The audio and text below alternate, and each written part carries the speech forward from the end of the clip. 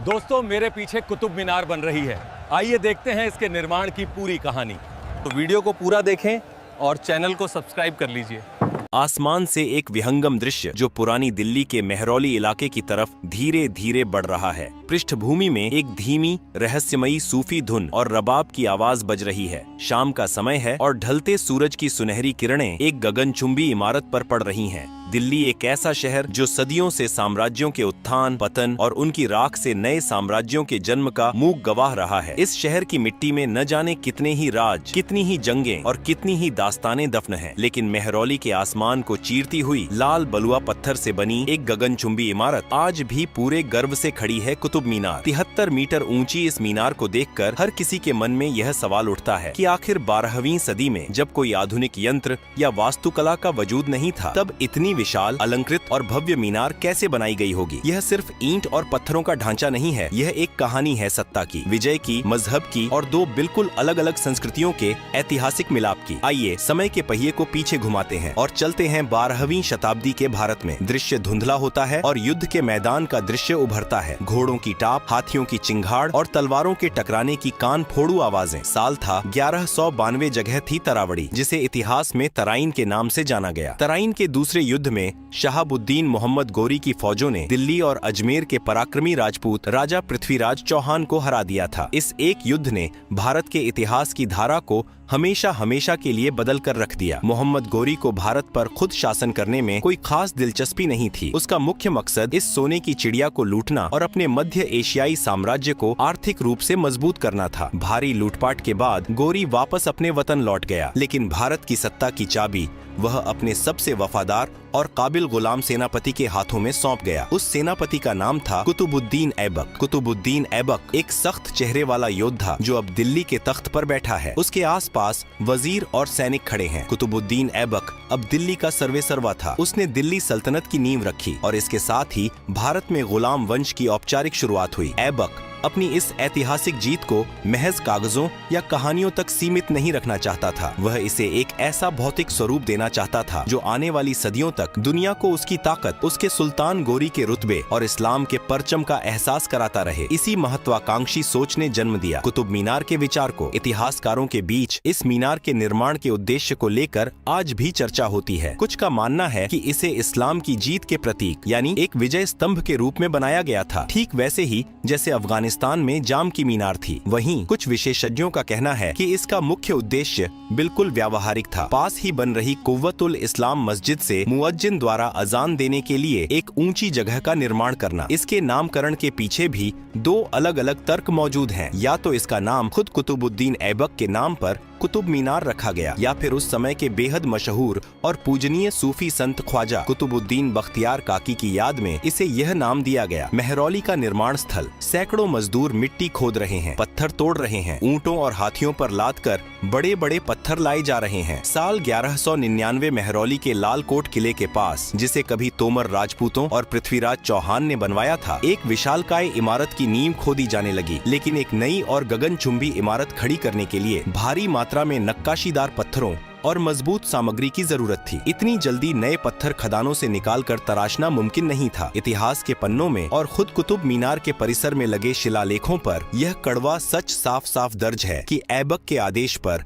आसपास मौजूद 27 हिंदू और जैन मंदिरों को ध्वस्त किया गया और उनके मलबे का इस्तेमाल इस मीनार और परिसर की मस्जिद के निर्माण में किया गया। आज भी अगर आप मीनार के आधार और कुव्वत उल इस्लाम मस्जिद के खंभों को ध्यान से देखें तो वहाँ हिंदू देवी देवताओं की खंडित मूर्तियाँ, मंदिर की घंटियों के निशान और कलश की आकृतियाँ आसानी से देखी जा सकती हैं। यह विजय के उन्माद का एक क्रूर सच था, लेकिन विडंबना देखिए कि इसी सच और विध्वंस की राख से वास्तुकला की एक नई और अद्भुत शैली जन्म ले रही थी, जिसे आज हम भारतीय इस्लामिक वास्तुकला के नाम से जानते हैं। धूल और पसीने से सने हुए स्थानीय भारतीय कारीगर छेनी और हथौड़ी से पत्थरों पर अरबी आयतें उकेर रहे हैं। हुक्मरान और शासक इस्लामिक थे। उनके दिमाग में मध्य एशिया की मस्जिदें और मीनारें थीं, लेकिन इस मीनार को धरातल पर उतारने वाले कारीगर और मजदूर पूरी तरह से भारतीय थे। इन पारंपरिक भारतीय कारीगरों को इस्लामिक वास्तुकला की मुख्य पहचान गुंबद या मेहराब बनाने का कोई खास तजुर्बा नहीं था। वे केवल एक खंभे के ऊपर पत्थर का शहतीर रखकर इमारतें बनाना जानते थे। जब इस्लामिक वास्तुकारों ने उन्हें अरबी और फारसी में कुरान की आयतें पत्थरों पर उकेरने का हुक्म दिया तो उन भारतीय कारीगरों ने अपने ही पारंपरिक अंदाज में उन आयतों को तराशा। उन्होंने अरबी सुलेख के साथ साथ फूल पत्तियों, कमल और बेल बूटों की ऐसी बारीक नक्काशी बनाई जो पूरी तरह से भारतीय परंपरा का हिस्सा थी। एक तरह से पत्थर पर दो संस्कृतियां आपस में बात कर रही थीं। लाल और हल्के पीले रंग के बलुआ पत्थर के भारी भरकम टुकड़ों को जोड़कर एक अत्यंत मजबूत और विशाल आधार तैयार किया गया। मीनार के बिल्कुल निचले हिस्से का व्यास लगभग 47 हाथ रखा गया। मीनार का वजन और हवा का दबाव सहने के लिए इसे ऊपर की तरफ संकरा बनाया जाना था। पहली मंजिल का निर्माण कार्य पूरा होता हुआ विशाल छज्जों को मधुमक्खी के छत्ते जैसी शैली से सहारा दिया गया है। महीनों और फिर सालों की दिन रात की मेहनत के बाद लाल बलुआ पत्थरों से बनी एक विशाल और बेमिसाल मंजिल बनकर तैयार हो गई। इस पहली मंजिल की वास्तुकला अपने आप में एक अजूबा थी। इसमें बाहर की तरफ बारी बारी से कोणीय और गोलाकार बांसुरी नुमा नक्काशी बनाई गई। इन आकृतियों ने इमारत को एक अद्भुत त्रिआयामी रूप दिया और सूरज की रोशनी पड़ने पर मीनार पर जो छाया बनती थी वह इसके आकर्षण को 100 गुना बढ़ा देती थी। पहली मंजिल के ऊपर मुअज्जिन के खड़े होने के लिए एक बेहद खूबसूरत छज्जा बनाया गया। इस छज्जे का भार संभालने के लिए एक विशेष शैली का इस्तेमाल किया गया। मीनार की पहली मंजिल पूरे रौब के साथ खड़ी हो गई थी। ऐबक खुश था। उसका सपना आसमान छूने लगा था, लेकिन इंसान के बनाए मंसूबों पर मुहर हमेशा वक्त लगाता है। कुतुब मीनार को मुकम्मल होते देखने का ऐबक का सपना अधूरा ही रह गया। साल 1210 ईस्वी में लाहौर के मैदान में चौगान खेलते हुए कुतुबुद्दीन ऐबक अपने घोड़े से बुरी तरह गिर पड़ा। घोड़े की काठी ऐबक के सीने में जा घुसी और इस अचानक हुए हादसे में दिल्ली के पहले सुल्तान की मौत हो गई। ढलता हुआ सूरज, मेहरौली के आसमान के नीचे अधूरी खड़ी कुतुब मीनार की पहली मंजिल एक वीरान और खामोश अवस्था में खड़ी है। हवा के झोंके झरोखों से होकर गुजर रहे हैं। ऐबक की अचानक मौत के साथ ही कुतुब मीनार के निर्माण का काम भी एक झटके में ठप पड़ गया। जो जगह कल तक हजारों मजदूरों की आवाजों और छेनी हथौड़ी की खनक से गूंज रही थी, वहां अब एक मनहूस सन्नाटा पसरा था। मेहरौली के वीरान आसमान के नीचे लाल पत्थरों की वह एक मंजिल कई सालों तक यूं ही अधूरी खड़ी रही। हवाएं आती और पत्थरों से टकराकर वापस लौट जाती। दिल्ली सल्तनत में सत्ता हथियाने के लिए भयंकर खून खराबा और राजनीतिक उथल पुथल मची हुई थी। हर किसी को यही लग रहा था कि शायद विजय की यह मीनार अब कभी पूरी नहीं हो पाएगी और इतिहास में एक अधूरे ख्वाब की तरह दर्ज हो जाएगी। बादलों के तेजी से उड़ने का दृश्य, कुतुब मीनार की वह अकेली अधूरी मंजिल सालों से सर्दी, गर्मी और बरसात की मार सह रही है। पृष्ठभूमि में एक उदास और खामोश संगीत बज रहा है जो अचानक ढोल और नगाड़ों की एक भारी राजसी आवाज में तब्दील हो जाता है। कुतुबुद्दीन ऐबक की दर्दनाक मौत के बाद दिल्ली सल्तनत पर जैसे ग्रहण लग गया था। उसका उत्तराधिकारी आराम शाह बेहद कमजोर साबित हुआ और दिल्ली की सत्ता डगमगाने लगी। मीनार का काम पूरी तरह से रुक चुका था और ऐसा लगने लगा था कि लाल पत्थरों का यह ढांचा महज एक खंडहर बनकर रह जाएगा। लेकिन तभी 1211 ईस्वी में दिल्ली के तख्त पर एक ऐसे शख्स की ताजपोशी हुई जिसने इतिहास की धारा को एक बार फिर मोड़ दिया। इस शख्स का नाम था शम्स उद्दीन इल्तुतमिश, जो किसी दौर में खुद एक गुलाम के रूप में बिका था। अपनी बेमिसाल काबिलियत और बहादुरी के दम पर ऐबक का दामाद और अब दिल्ली का सबसे ताकतवर सुल्तान बन चुका था। सुल्तान बनते ही इल्तुतमिश ने दिल्ली को पूरी तरह से अपनी राजधानी के रूप में स्थापित किया। जब उसकी नजर मेहरौली के आसमान को ताकती उस अधूरी इमारत पर पड़ी तो उसने फैसला किया कि उसके ससुर और आका का यह ख्वाब अधूरा नहीं रहेगा। सुल्तान इल्तुतमिश शाही लिबास में अपने फारसी वास्तुकारों और भारतीय कारीगरों के साथ कुतुब परिसर का मुआयना कर रहा है। वह मीनार के शिखर की तरफ हाथ से इशारा करता और काम दोबारा शुरू करने का फरमान जारी करता है। इल्तुतमिश केवल उस मीनार को पूरा ही नहीं करना चाहता था, बल्कि वह उसे उन बुलंदियों तक ले जाना चाहता था जिसकी कल्पना शायद ऐबक ने भी नहीं की थी। लेकिन एक अधूरी इमारत पर आगे का निर्माण करना कोई आसान काम नहीं था। 13वीं सदी की शुरुआत का वह दौर जब न कोई आधुनिक मशीन थी और न ही कोई यंत्र। ऐसे में सैकड़ों हाथ ऊपर कई टन वजनी पत्थरों को पहुंचाना अपने आप में एक चमत्कार से कम नहीं था। निर्माण स्थल पर मजदूर बांस और लकड़ी के विशाल ढांचे तैयार कर रहे हैं। हाथी और खच्चर रस्सियों के सहारे बड़े बड़े चक्कों से भारी पत्थरों को ऊपर खींच रहे हैं। उस दौर के वास्तुकारों ने एक कमाल की तरकीब निकाली। मीनार के चारों तरफ मिट्टी और ईंटों का एक बहुत लंबा और घुमावदार रास्ता बनाया गया। हाथियों और बैलों की मदद से मोटे रस्सों और चरखियों का इस्तेमाल करके लाल बलुआ पत्थर के भारी भरकम टुकड़ों को धीरे धीरे ऊपर की तरफ खींचा जाता था। पत्थरों को जोड़ने के लिए किसी आम गाड़े का नहीं, बल्कि चूना, सुर्खी, गुड़ और दालों से बने एक बेहद मजबूत गाड़े का इस्तेमाल किया गया। पत्थरों को आपस में फंसाने के लिए विशेष तकनीक अपनाई गई ताकि मीनार भूकंप के झटकों और तेज आंधियों का सामना कर सके। दूसरी और तीसरी मंजिल की बनावट का स्पष्ट अंतर दिखाई देता है।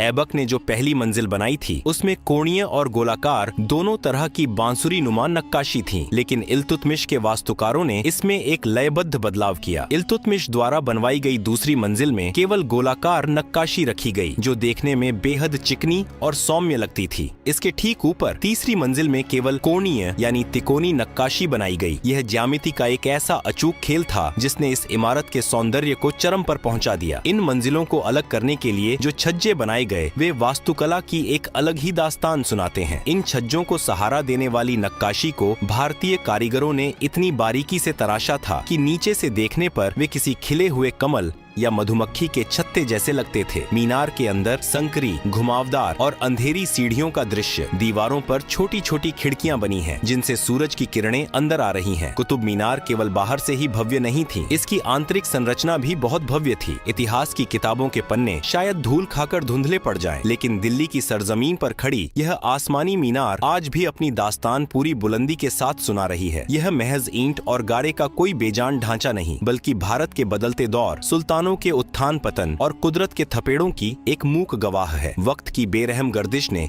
इस मीनार को कई बार आजमाया। साल 1503 की एक काली रात, जब आसमान से कड़कती बिजली सीधे इस मीनार के जिस्म पर आ गिरी, पत्थर चटक गए और दीवारों पर गहरी दरारें उभर आईं। उस वक्त दिल्ली के तख्त पर सुल्तान सिकंदर लोदी का पहरा था। उन्होंने कला और विरासत की कद्र करते हुए इसकी मरम्मत करवाई और मीनार फिर से अपनी पूरी शान के साथ खड़ी हो गई। सदियों तक यह मीनार सीना ताने खड़ी रही, जैसे वह भारत के बदलते राजनीतिक परिदृश्य को अपनी पत्थरीली आंखों से देख रही हो। लेकिन तकदीर को शायद अब भी इस मीनार का एक और सबसे खौफनाक इम्तिहान लेना बाकी था। सितंबर की वह पहली सुबह उत्तर भारत के लिए विनाश का पैगाम लेकर आई। सूरज अब भी पूरी तरह निकला भी नहीं था कि अचानक जमीन भयानक रूप से कांपने लगी। परिंदे चीखते हुए आसमान की ओर भागे और मथुरा से लेकर दिल्ली तक की धरती फटने लगी। यह 1803 का वह ऐतिहासिक और विनाशकारी भूकंप था जिसने दिल्ली की कई आलीशान इमारतों को खंडहर में तब्दील कर दिया। कुतुब मीनार, जो सदियों से हर तूफान को हंसकर झेलती आ रही थी, इस भूकंप के झटकों के आगे बेबस नजर आई। मीनार की नींव हिली, दीवारों में गहरे घाव हुए और सबसे दुखद यह हुआ कि फिरोज शाह तुगलक द्वारा बनवाई गई वह नक्काशीदार खूबसूरत छतरी टूटकर जमीन पर आ गिरी और चकनाचूर हो गई। फिरंगी हुकूमत और एक मूर्खतापूर्ण भूल भूकंप के बाद जब धूल शांत हुई तो दिल्ली का मंजर बदल चुका था। मुगलों का सूरज डूब रहा था और लाल लिबास पहने अंग्रेज अधिकारी घुड्डों पर सवार होकर सत्ता के केंद्र में आ चुके थे। जब विदेशी हुकूमत ने इस जर्जर और टूटी हुई मीनार को देखा तो उन्होंने इसे अपनी प्रतिष्ठा से जोड़ लिया। वे दुनिया को दिखाना चाहते थे कि वे भारतीय विरासत के रक्षक हैं। साल 1828 में एक विदेशी अधिकारी मेजर रॉबर्ट स्मिथ को इस मीनार की मरम्मत का जिम्मा सौंपा गया। उस अधिकारी ने मीनार की नींव और दरकती दीवारों को तो बहुत ही कुशलता और मजबूती दी, लेकिन जब बात इसके सबसे ऊपरी शिखर की आई तो उसने वास्तुकला के इतिहास की सबसे बड़ी भूल कर दी। उसने पुरानी टूटी छतरी की जगह एक बिल्कुल नई संरचना बनाई, लेकिन यह नई छतरी भारतीय इस्लामिक वास्तुकला के किसी भी नियम पर खरी नहीं उतरती थी। यह एक अजीब सी छतरी नुमा बनावट थी जो राजपूत महलों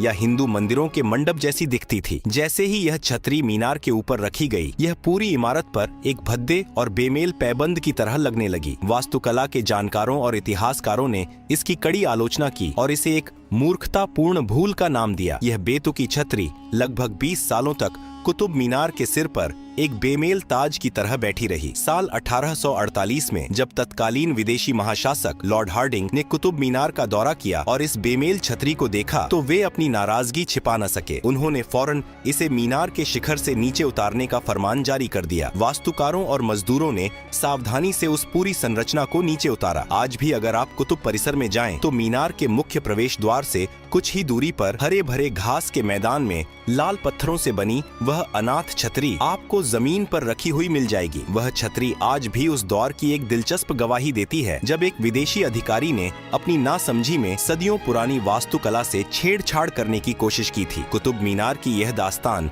केवल एक गगनचुंबी इमारत तक सीमित नहीं है। यह पूरा परिसर अपने आप में रहस्यों और अजूबों का एक खुला संग्रहालय है। मीनार के ठीक साए में कुव्वत उल इस्लाम मस्जिद के आंगन में खदिदिधा है 4वीं शताब्दी का लौह स्तंभ। इसे संभवतः गुप्त साम्राज्य के सम्राट चंद्रगुप्त द्वितीय विक्रमादित्य ने बनवाया था। यह धातु विज्ञान का एक ऐसा विश्वव्यापी चमत्कार है जो 1600 सालों से खुले आसमान के नीचे दिल्ली की सर्दी, गर्मी और बारिश सहने के बावजूद आज तक जंग का शिकार नहीं हुआ है। एक तरफ 12वीं सदी की विशाल पत्थर की मीनार और दूसरी तरफ कभी न जंग खाने वाला यह प्राचीन स्तंभ। यह परिसर दो अलग युगों और तकनीकों का एक अद्भुत संगम है। यहीं पास में इंसान के गुरूर और उसकी अधूरी ख्वाहिशों की एक और गवाही मौजूद है। अलाई मीनार। 14वीं सदी में जब महत्वाकांक्षी सुल्तान अलाउद्दीन खिलजी ने कुतुब मीनार से भी 2 गुनी ऊंची मीनार बनाने का ख्वाब देखा तो काम शुरू हुआ, लेकिन वह सिर्फ एक बुनियादी ढांचा ही खड़ा कर पाया था कि उसकी मौत हो गई। उसका गुरूर उसी मलबे में दफन हो गया। अलाई मीनार आज भी हमें यह सिखाती है कि इंसान के मंसूबे चाहे कितने भी ऊंचे क्यों न हो, वक्त और कुदरत के आगे हर किसी को झुकना ही पड़ता है। विरासत का अमर पन्ना आज अपने भीतर 379 घुमावदार सीढ़ियों के सफर को समेटे हुए यह मीनार विश्व धरोहर का गौरव है। यह कुतुबुद्दीन ऐबक का देखा हुआ एक सपना था जिसे इल्तुतमिश ने